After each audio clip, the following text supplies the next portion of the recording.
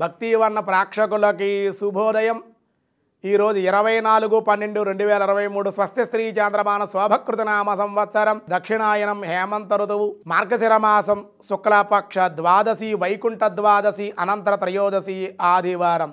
ఈరోజు ద్వాదశి 6:19 వరకు, నక్షత్రం కృత్తికా నక్షత్రం రాత్రి 9:50 వరకు, వర్జం ఉదయం 10:04 10:38 వరకు, దుర్ముహూర్తం సాయంత్రం 4:04 నుండి 4:44 వరకు ఒక దుర్ముహూర్తం, సూర్యోదయం 6:31, సూర్యాస్తమయం 5:28, అమృతగడి రాత్రి 7:28 నుండి 9:02 వరకు, రాహుకాలం సాయంత్రం 4:30 నుండి 6 వరకు, రాహుకాలం శుభ సమయం ఉదయం 6 గంటల నుండి 7:20 వరకు, ఉదయ శుభకాలం మధ్యాహ్నం 3:04 నుండి 4 వరకు కూడా సాయంకాల శుభ సమయం.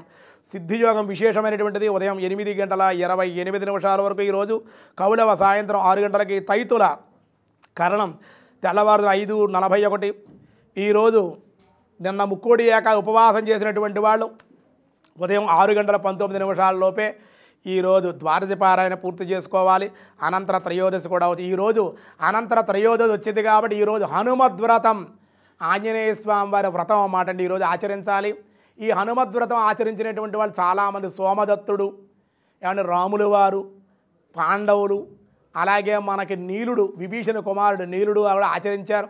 ఈ వ్రత కంకణ 13 ముళ్ళు కలిగిన కంకణం ఉంటుంది, రక్షాబంధనం, అది ధరించాలి. మేము ఎన్నో చోట్ల చేస్తూ ఉంటాం, హనుమద్వ్రతం చేస్తాం విజయవాడలో. అది కూడా కానీ హనుమద్వ్రతాన్ని ఆచరిస్తే ఇళ్లల్లో కానీ మీ దేవాలయంలో కూడా హనుమద్వ్రతం అంటే ఈ వ్రతం చేయాలి. అక్కడ చాలామంది వ్రతం చేయకుండా ఆకు పూజలు చేసేయడం, సింధూర పూజలు, అభిషేకాలు చేసేస్తున్నారు దేవాలయాల్లో. చాలామంది కమిటీ వాళ్ళు మమ్మల్ని కూడా అడుగుతూ ఉన్నారు. అలా చేయకూడదు. అక్కడ హనుమద్ వ్రతం చేయాలి, ఆ వ్రత కథ వినిపించాలి, ఆ కంకణాలు కూడా ధరింప చేయాలి. చాలా విశేషమైన శక్తి, ఎవరికి కూడా రహస్యంగా ఉండిపోయింది ఈ వ్రతం. ఈ వ్రతం ఆచరిస్తే అందులో అరటి చెట్లు అవన్నీ కూడా స్వామి దగ్గర పెట్టి, కదలీవన విహారాయ, రంభావన విహారాయ అని ఆంజనేయ స్వామి పేరు.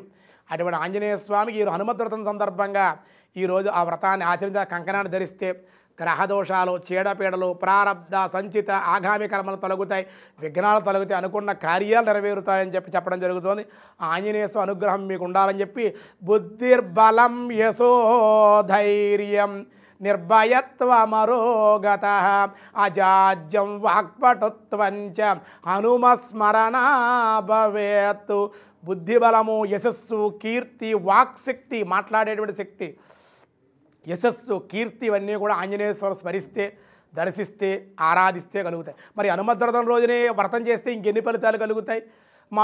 అంతేకాదు, మనోజవం మారుతతుల్య వేగం జితేంద్రియం బుద్ధిమతాం వరిష్టం వాతాత్మజం వానరయోధ ముఖ్యం శ్రీరామదూతం శిరసా నమామి. అటువంటి స్వామిని మనోజవం మారుత తుల్య వేగం, వాయు మనస్సు ఎలా వెళ్ళిపోతుందో వాయు అంత వేగంగా వచ్చి రక్షించేటువంటి వాడు.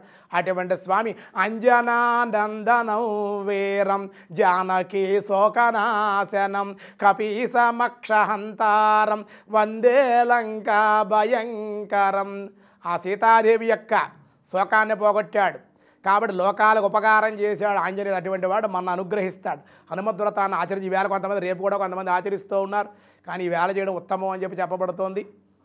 ఆచరించి హనుమద్వ్రతాన్ని ఆచరించి అందరూ కూడా ఆకుపూజ, సింధూరార్చన చేయాలి. స్వామికి అపోపమాల, అప్పాలమాల, మాష చక్రాలమాల అంటే గాలుల దండ కూడా వేసి, రవ్వలడ్డుతో స్వామికి ఇష్టం రవ్వలడ్డు, కేసరి నివేదన చేయాలి. హనుమంతుడు దర్శించడం వల్ల బొట్టు కూడా ధరించడం. ఆ హనుమత్ కంకణాన్ని వాళ్ళు ఏమన్నా ఇస్తే కట్టుకుంటే, వ్రతంలో కూర్చున్న వాళ్ళకి ఇస్తారు, కట్టుకుంటే చాలా మంచిది అని చెప్పడం జరుగుతోంది. ఈరోజు దినారంభ చక్రాన్ని బట్టి మేష, వృషభ, మిథున రాశి వారికి, కర్కాటక రాశి వారికి అత్యంత అనుకూలంగా ఉంది. అలాగే సింహ, కన్య, తుల, వృశ్చిక రాశి వారికి కూడా అనుకూలంగా ఉంది. అంతేకాకుండా ధనస్సు, మకర, కుంభ, మీనరాశుల వారికి కూడా మిశ్రమంగా ఉంది అని చెప్పడం జరుగుతుంది. భగవద్గీతలో కృష్ణ పరమాత్మ ఏం చెబుతున్నారంటే ఈరోజు 12వ అధ్యాయం 12వ అధ్యాయం భక్తి యోగంలో, పార్థాయ ప్రతిబోధితాం భగవతాం నారాయణేన స్వయం వ్యాసేనాగ్రదిత పురాణ మునినా మధ్యే మహాభారతం అద్వైతామృతవర్షిణి భగవతే అష్టాదశాధ్యాయిని అంబా త్వామనుసందదామి భగవద్గీతే భవద్వేషిణి. ఏ త్వక్షరమనిర్దేశం అవ్యక్తం పర్యుపాసతే సర్వత్రాగ్రమచించంచ కూటస్థం మచలం ద్రవం సనియోంద్రియగ్రామం సర్వత్రా సమబుద్ధయ తే ప్రాప్నువంతి మామేవ సర్వభూతే హితే రతః అంటున్నారు. ఓ అర్జున, కానీ ఇంద్రియ నిగ్రహ సముదాయాలు చక్కగా వశపరుచుకున్నవారును, సకల భూతాలకు హితము చేకూర్చేవారు, సర్వప్రాణులకు సమభావముగా చూచేవారు యోగులు అనబడతారు. అట్టివారు మనోబుద్ధులకు అతీతులు, సర్వవ్యాపకమైన అనిర్వచనీయమైన స్వరూపము గలవారు. కూటస్థుడు నిశ్చలుడును నిరంతరము ఏకీభావ స్థితులై నన్ను ధ్యానము చేయుచు భక్తితో భజించుచు ఆ పరబ్రహ్మనే పొందుతారు అని కృష్ణ పరమాత్మ విశేషంగా ఈరోజు తెలియజేయడం జరిగింది. ఈరోజు స్వస్తి, మిగతా విషయాలు రేపు చూద్దాం. సనాతన ధర్మం ప్రపంచానికి ఒక వరం లాంటిది. సనాతన ధర్మం యొక్క గొప్పతనాన్ని మేము untold stories from Hinduism, Vedic facts, ధర్మ సందేహాల ద్వారా మనలో చాలా మందికి తెలియని విషయాలు చెప్తూ జాగృతిపరిచే ప్రయత్నం చేస్తున్నాము. సనాతన గొప్పతనాన్ని చాటేందుకు వీడియోస్ను లైక్ చేయండి, అలాగే షేర్ చేయండి. సబ్స్క్రైబ్ చేయడం ద్వారా మాకు సపోర్ట్ ఇవ్వండి. అలాగే మీ అభిప్రాయాలను కామెంట్స్ రూపంలో పంచుకోండి.